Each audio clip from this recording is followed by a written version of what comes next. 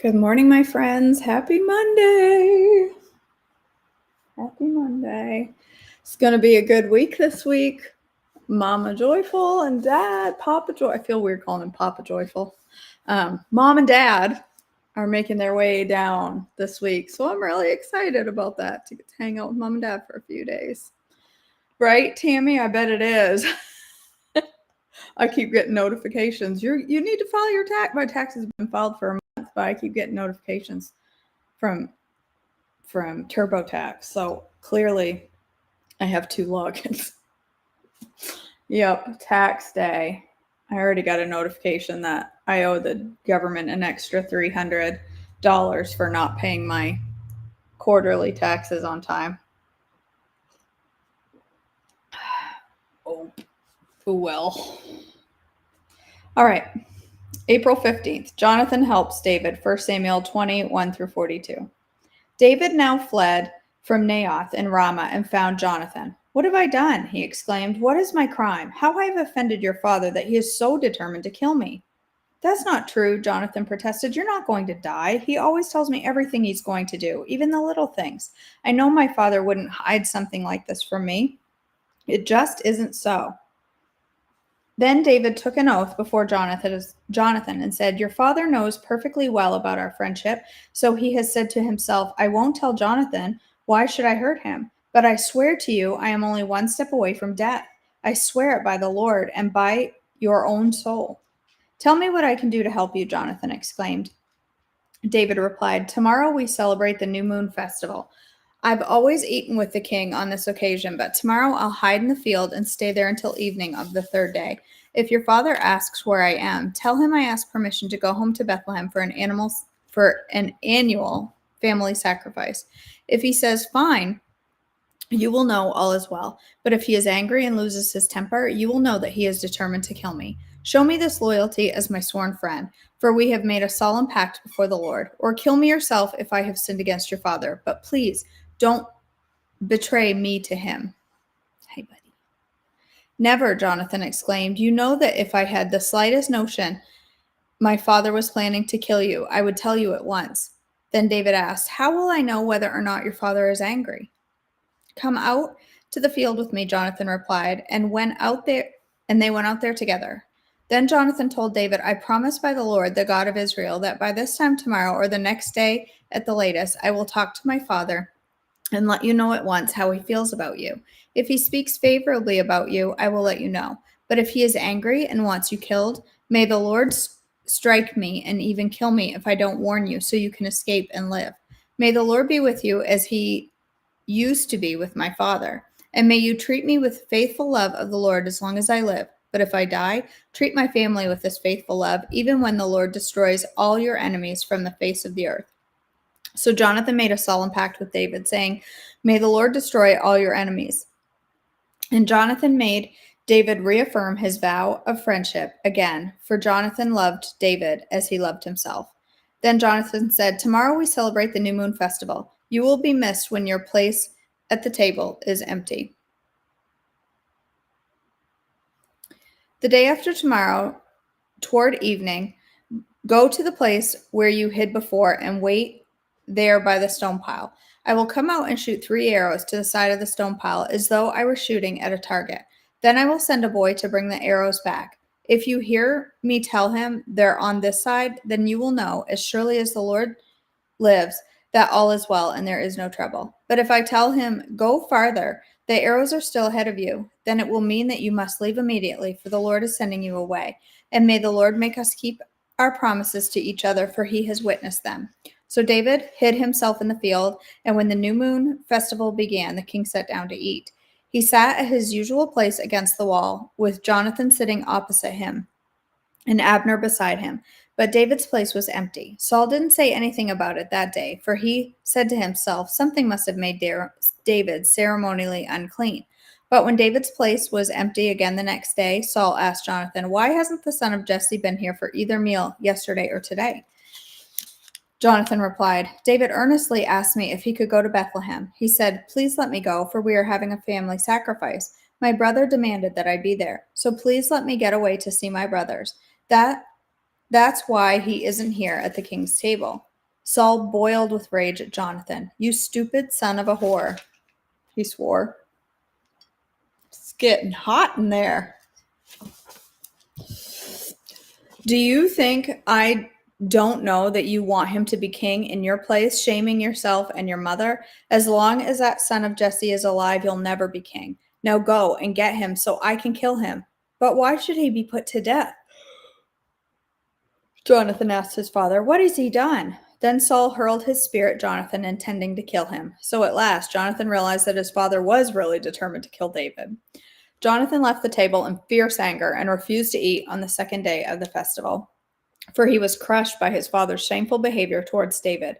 The next morning, as agreed, Jonathan went out to the field and took a young boy with him to gather his arrows. "Start running," he told the boy, "so you can find the arrows as I shoot them." So the boy ran, and Jonathan shot an arrow beyond him. When the boy had almost reached the arrow, Jonathan shouted, "The arrow is still ahead of you. Hurry, hurry, don't wait." So the boy quickly gathered up the arrows and ran back to his master. He, of course, suspected nothing. Only Jonathan and David understood the signal. Then Jonathan gave his bow and arrows to the boy, and he told him to take them back to town. As soon as the boy was gone, David came out from where he had been hiding near the stone pile. Then David bowed 3 times to Jonathan with his face to the ground. Both of them were in tears as they embraced each other and said goodbye, especially David. I've always wondered. It looks fine on this end. It's not frozen or skipping here. My internet shows stable. It always makes me laugh that Jonathan gave David that sign. He had to make secretive of it with this arrow boy going and picking him up and saying, "Hurry, hurry, go, go." And then after the arrow boy left, Jonathan just walks up to David. Why didn't he just walk up to him in the first place and say, "You gotta go"? Why the sign if they were just going to hug and say goodbye? I never understood that. At last, Jonathan said to David, "Go in peace, for we have sworn loyalty to each other in the Lord's name. The Lord is the witness of the bond between us and our children forever." Then David left, and Jonathan returned to the town. David runs from Saul, 1 Samuel 21, 1 through 15. David went to the town of Nob to see Ahimelech the priest. Ahimelech trembled when he saw him. "Why are you alone?" he asked. "Why is no one with you?" "The king has sent me on a private matter," David said. "He told me not to tell anyone why I am here. I have told my men where to meet me later. Now what is there to eat? Give me 5 loaves of bread or anything else you have." "We don't have any regular bread," the priest replied. "But there is the holy bread, which you can have if your young men have not slept with any women recently." Sorry. Oh my gosh. Sorry.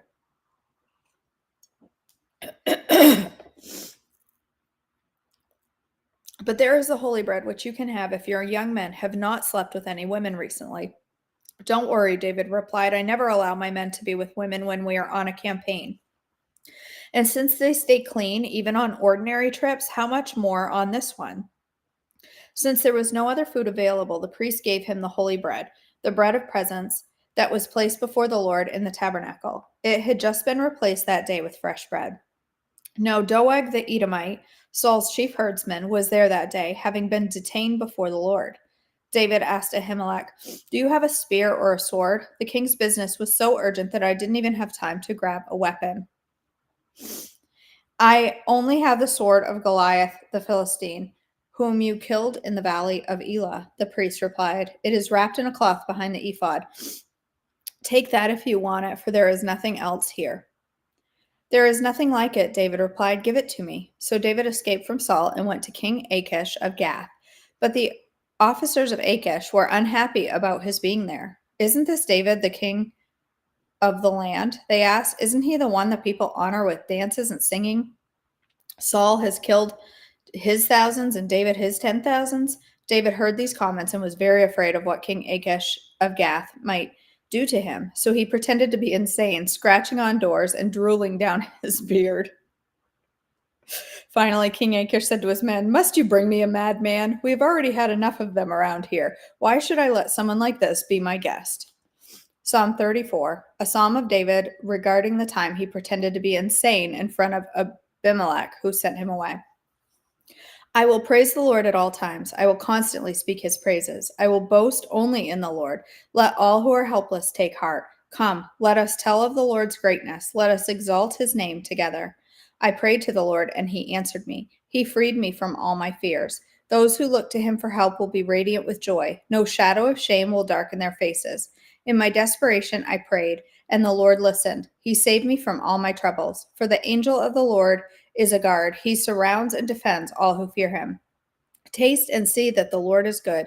Oh, the joys of those who take refuge in him. Fear the Lord, you his godly people, for those who fear him will have all they need. Even strong young lions sometimes go hungry, but those who trust in the Lord will lack no good thing. Come, my children, and listen to me, and I will teach you the fear of the Lord. Does anyone want to live a life that is long and prosperous? Then keep your tongue from sparking evil and your lips from telling lies. Turn away from evil and do good. Search for peace and work to maintain it. The eyes of the Lord watch over those who do right. His ears are open to their cries for help. But the Lord turns his face against those who do evil. He will erase their memory from the earth. The Lord hears his people when they call to him for help. He rescues them from all their troubles. The Lord is close to the brokenhearted. He rescues those whose spirits are crushed. The righteous person faces many troubles, but the Lord comes to rescue each time. For the Lord protects the bones of the righteous. Not one of them is broken. Calamity will surely destroy the wicked, and those who hate the righteous will be punished. But the Lord will redeem those who serve him. No one takes refuge in him. No one who takes refuge in him will be condemned.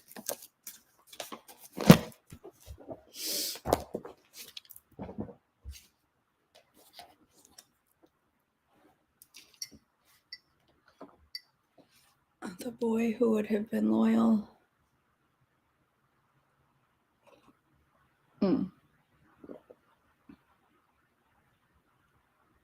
The boy would have been loyal to the king, and Jonathan was talking to his father's enemy. It was treason, but if he was going to walk right up and do it, why did he do the whole arrow thing? That's what I don't understand. Like, he didn't want the arrow boy to see what he was doing, but if he intended to walk up and talk to him the whole time, why? Okay, I see what you mean. That makes sense, Cindy. It might have been weird for him to just walk out into the field. People would have noticed.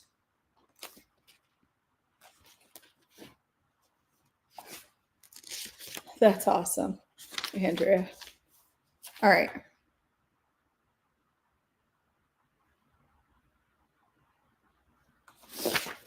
Now I've lost my place here. My page. Oh, there it is. Never mind. Goodness gracious. I got a bit of a tickle in my throat this morning. All right. This poem is titled Secret Things. Who can know the secret things of the Lord Jesus Christ today? They are hid from the wise and prudent, even if night and day they pray. There is a new covenant revealed only to those that seek. Seek, and ye shall inherit the earth. It is for the meek. All the treasures of wisdom and knowledge, there is a lid.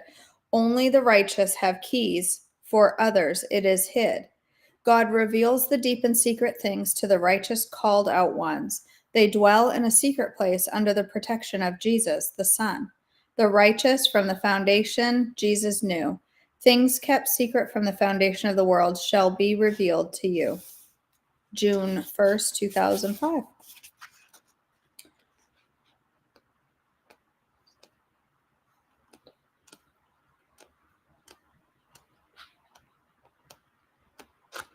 We've got about another 3 weeks or so in this book, and then we will move on to Breaking Free from Body Shame. All right. Let me just go scroll through the chat real quick, make sure I didn't miss anything.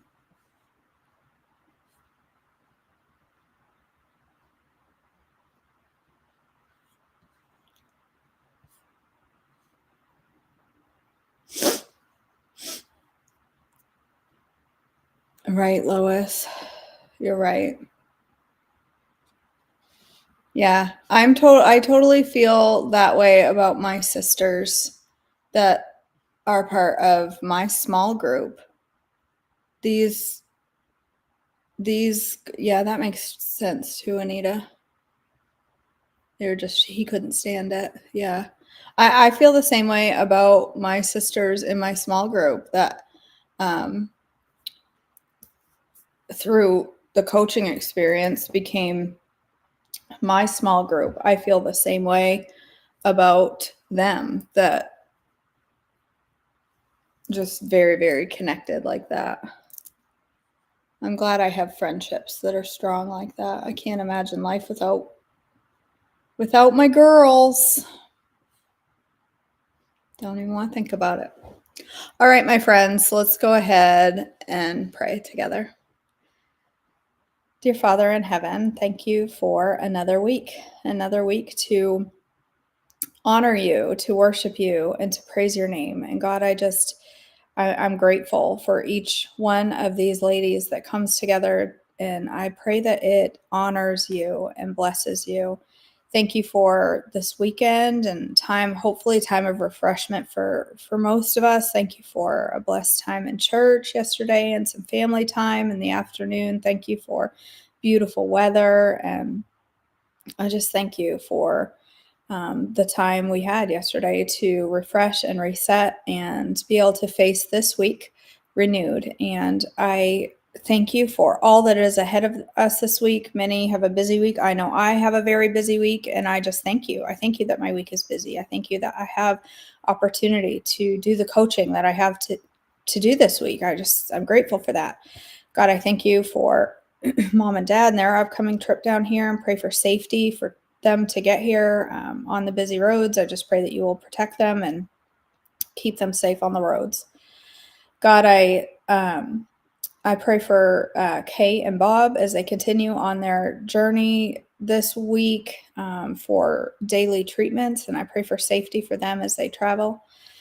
I know there are many prayer requests here that haven't been stated or that I've forgotten. And God, you know each and every one of them, and you know the hearts of everyone here. And I just pray that you will bring your peace this week to those that are struggling, to our friends that are having difficult times of loss or sickness. And I just pray that you would strengthen each and every one of them, that you would give them the endurance they need to go through this week and do what needs to be done, everything that's on their plate, God. And I pray as we go through our day that you will just give us strength today and help us to honor you in a world that doesn't always want to see that. And I just pray that you will help us to be a light to those around us, to bring the love of Jesus wherever we go, and to be an example of Christ's love to others. In your precious name I pray. Amen. All right, my friends. We were the host family yesterday. 27 people at your house for lunch. I can hardly handle having 3 people visit at once. I get stressed. Just kidding. I can handle 3, but 4, I certainly couldn't host 27. I don't think I would be a good big group host. I don't think it's my strength. All right, my friends. Thank you all for joining me. If you are, I want to mention this before I forget. If you are local to the Hickory, North Carolina area, and you have a church that is looking for, or maybe isn't even looking for, but maybe would like to have a trim healthy morning, a breakfast, or a lunch on a weekend with speaking, I'm looking for opportunities like that in this local area where I can go to a church on a Saturday morning, teach people maybe a little bit about Trim Healthy, or I can teach about whatever is wanted, but maybe introduce people to Trim Healthy and spread the love of Super Sweet all through North Carolina.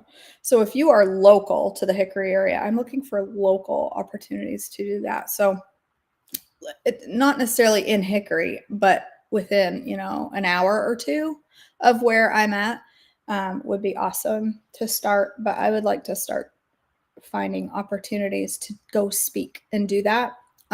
So if that is you and your church and you'd like to coordinate something like that with me, reach out. All right, my friends, I love you so much. I will not be live. What time is it? It's 8:30. Yeah, I won't be live this morning. I am filming a class this morning called Trim Travels.